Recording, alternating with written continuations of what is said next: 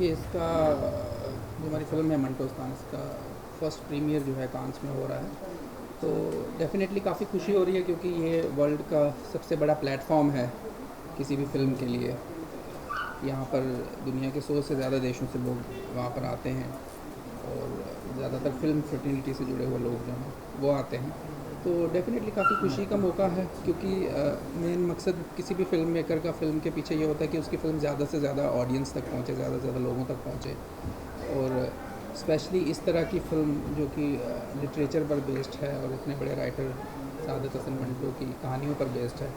तो हमारे लिए सौभाग्य की बात है कि कांस में हमें स्क्रीनिंग करने का मौका मिल रहा है, सो दैट हम लोग जो है इस तरह की फ़िल्मों में इंटरेस्ट रखने वाले जो लोग हैं वो बहुत ज़्यादा तादाद में हमें वहाँ पर मिलेंगे और इससे हम लोग एक वाइडर रेंज ऑफ ऑडियंस तक आसानी से पहुँच पाएंगे। तो जी, हिंदुस्तान के थ्रू लोगों को कोई मैसेज मिलेगा?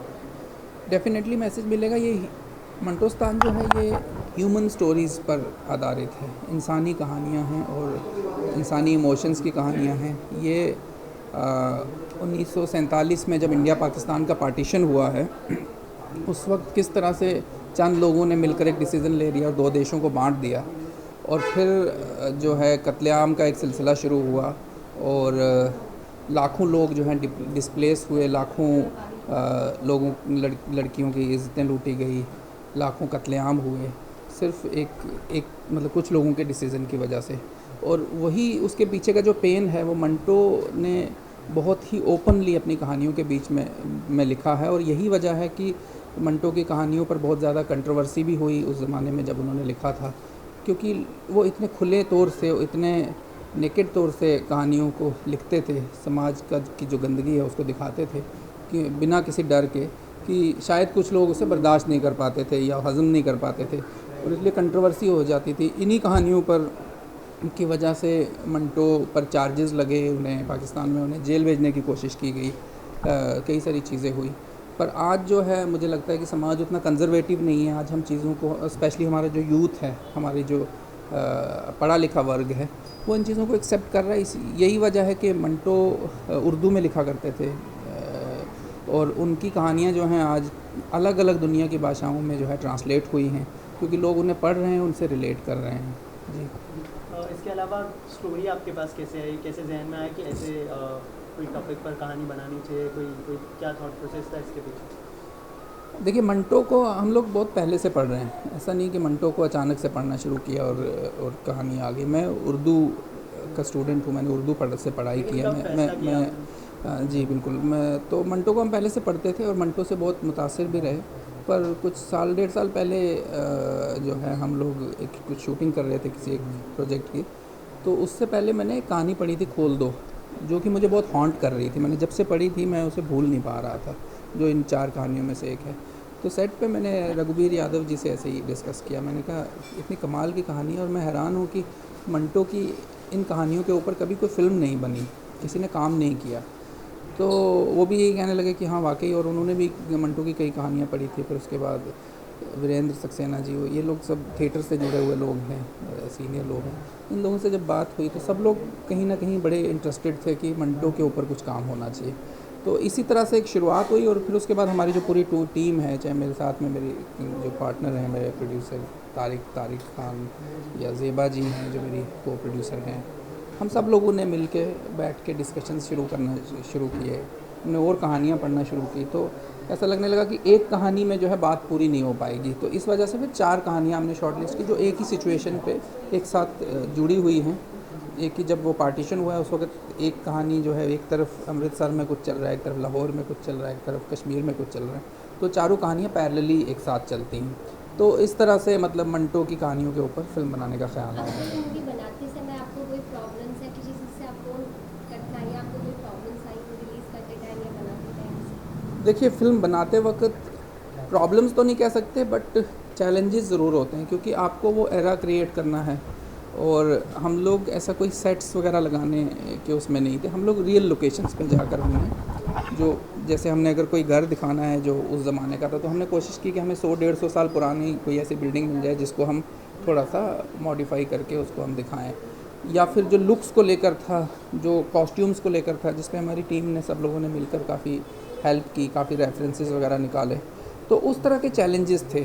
और दूसरा ये कि वो जो नुआंसेस हैं मंटो के, जो जो जिस तरह से उन्होंने डायलॉग्स को अगर लिखा है तो उसके रीज़न क्या है, उन कैरेक्टर्स की डिटेलिंग क्या है, वो ये लैंग्वेज इस तरह से क्यों बोलते हैं तो वो सारी चीज़ों के ऊपर छोटी छोटी डिटेलिंग थी जो बहुत ज़रूरी थी वो सब की। अदरवाइज़ फ़िल्म की शूटिंग करते हुए ऐसा कोई प्रॉब्लम नहीं आया, बल्कि हमने ये प्रोसेस पूरा जो है बड़ा इन्जॉय किया। और जहाँ तक रिलीज़ का सवाल रहा, तो अभी तो हम लोग इसका प्रीमियर कांस में कर रहे हैं, इसके बाद ये कुछ और फेस्टिवल्स में ट्रैवल होगी, उसके बाद हम इसे रिलीज़ करेंगे। तो हमें ऑलरेडी इवन हॉलीवुड की एक अच्छी कंपनी ने हमें रिसेंटली अप्रोच किया है इंटरनेशनल राइट्स के लिए, तो उसके लिए हमें सामने से मेल्स आ रहे हैं, लोग अप्रिशिएट कर रहे हैं, क्योंकि मंटो का नाम ही अपने आप में एक काफ़ी बड़ा है और संजीदा लोग इस चीज़ को समझते हैं। तो कोई उस तरह की दिक्कत मुझे नज़र नहीं आ रही है। बस यही है कि जिस तरह से ईमानदारी से हमने ये फ़िल्म बनाई है, मैं कामना करता हूँ कि ये उसी तरह से ऑडियंस तक अच्छे तरीके से पहुँचे, ताकि लोगों तक पहुँचेगी तो डेफिनेटली लोग लाइक करेंगे इसको। जी, आखिर में आपसे जानना चाहूँगा, फिल्म कांस में जा रही है, बड़े बड़े फिल्म डायरेक्टर और फिल्म मेकर्स आने वाले हैं वहाँ पर जी। तो कहानी को लेकर कितनी नर्वसनेस है, क्योंकि कहानी को जस्टिफाई करना भी काफ़ी इम्पोर्टेंट होता है, तो इस बात को लेकर कितने नर्वस है और कितने एक्साइटेड है? नर्वस तो हमेशा ही एक फ़िल्म मेकर होता है, क्योंकि उसे भी ये पता नहीं होता है कि वो फ़िल्म बनने के बाद लोगों का रिएक्शन क्या होगा। तो नर्वसनेस है, बट उससे ज़्यादा एक्साइटमेंट है, क्योंकि अगर एक लेवल समझ लीजिए हमने थोड़ा सा पार किया कि अभी हम कांस जा रहे हैं, और कुछ लोगों के लिए हमने यहाँ भी स्क्रीनिंग रखी थी, जो मार्केटिंग के या ट्रेड के जो जानकार लोग हैं, तो उन्होंने फ़िल्म को काफ़ी सराहा और उनसे हमें एक अच्छा रिएक्शन मिला कि फ़िल्म वाकई बड़ी ऑनेस्टी से बनी हुई है। तो हमें किसी तरह का कोई इतना डर नहीं है, हमने बड़ी ईमानदारी से फ़िल्म बनाई है, और जिस तरह से ये फ़िल्म बनी है आपको खुद भी देखने के बाद अंदाज़ा हो जाता है। और दूसरा ये कि मैं जिस जगह से बिलॉन्ग करता हूँ, मैं JNK के एक इलाका है पूंछ, वहाँ से बिलॉन्ग करता हूँ, तो हमारी जो खुद की लैंग्वेज नुआंसेस या हमारे आसपास के जो किरदार हैं वो मंटो के किरदारों से बहुत ज़्यादा मिलते जुलते हैं, उसके आसपास के हैं। तो बहुत ज़्यादा ऐसा नहीं है कि मुझे किसी बाहर की कहानी पे जाके रिसर्च करना था और फिर पता नहीं वो कितना खरा उतरा होगा। ये सारी चीज़ें ऐसी हैं जो शायद हमारे ब्लड में, हमारे आसपास ही की चीज़ें हैं। तो मुझे वो किरदार कभी मतलब ऐसा लगा ही नहीं कि ये बहुत बाहर के किरदार हैं। बिल्कुल ऐसा लगा, जब भी उनके किरदारों को पढ़ते हैं तो ऐसा लगता है बिल्कुल अपने आसपास के ही कैरेक्टर्स हैं। तो हमने उसको उसी ईमानदारी से जो है दिखाने की कोशिश की है। Thank you so much and all the best.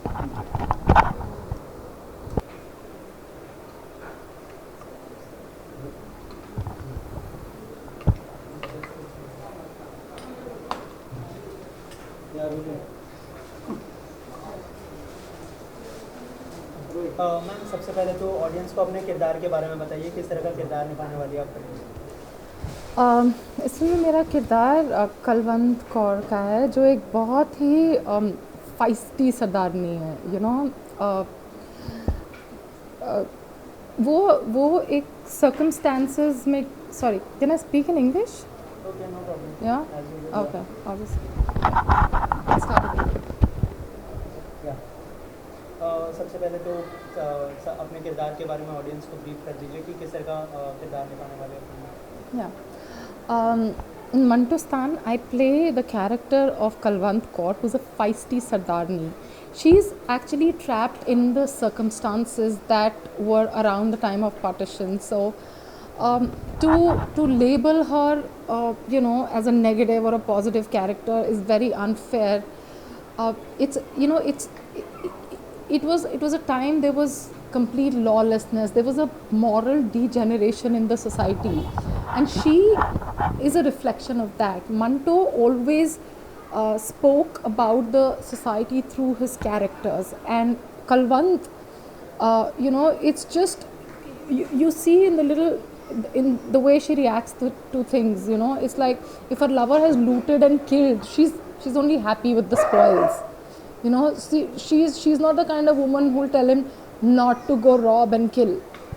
And I think it's the circumstances that have made her like that, because that was a time where it was about the survival of the fittest. Your only concern was where your next meal was going to come from.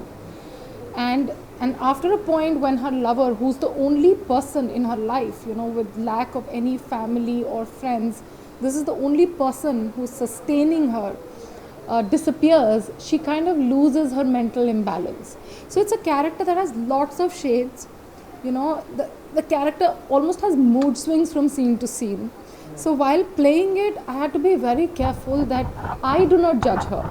So I don't begin by playing it like a positive character or a negative character. I have to play it as a woman who has all these pent up emotions, who is in these circumstances, and this is the way she reacts to in every situation. Any preparation you have done for your character, or any inspiration about this character? I think as far as preparation for the character or the film is concerned, my family has suffered at the hands of partition, both my maternal side and the paternal side. Like did most of Indians and Pakistanis, the common man suffered while leaders of the world decided there were going to be two countries. People suffered, and I think for most of my life I've heard stories of partition, from both my grandparents. So I was very well acquainted in my head, like what the times were like, how hard the times were for the common person. So I really did not have to do a lot of research in terms of reading or going to people for stories, because these stories have already been passed down to me from my great grandmother and my grandmother. So I was very well acquainted from the times. I am Punjabi, so playing a Punjabi character was again cakewalk. Yes, living all these years in Bombay, my Punjabi has become very rusty. So I did this deal with my friends and family that every time I call them, we would only speak in Punjabi for a month. So I just like polish my Punjabi. And besides this, how do you connect to the real life character? I connection to a real life character, I don't think so. I don't really know anybody as passionate, feisty, strong-willed woman as Kalwant. But it's a beautiful character to play. I've been very lucky to have gotten the opportunity to play a character like that. Manto was known as a feminist. His female characters were very strong. And we don't see that much of it in Hindi cinema, though it is changing in the last few years. But the way Manto wrote his characters, it's a complete treat for an actor. Right, and film is in Cannes, so how much you are excited to, because it's a big platform to Yeah. so how much you are excited, or any nervousness about this film? No, it's only excitement, and I hope we'll be well received by the international press and the international audience. It's a great platform for any film. As an actor, I am completely thrilled, and not many actors get this opportunity in their careers, so I'm glad to have had it. Except this, any upcoming project you want to share with us in Bollywood? In Bollywood, no. Okay. No, actually, no. Thank Thank you so much. And all Thank the best. you.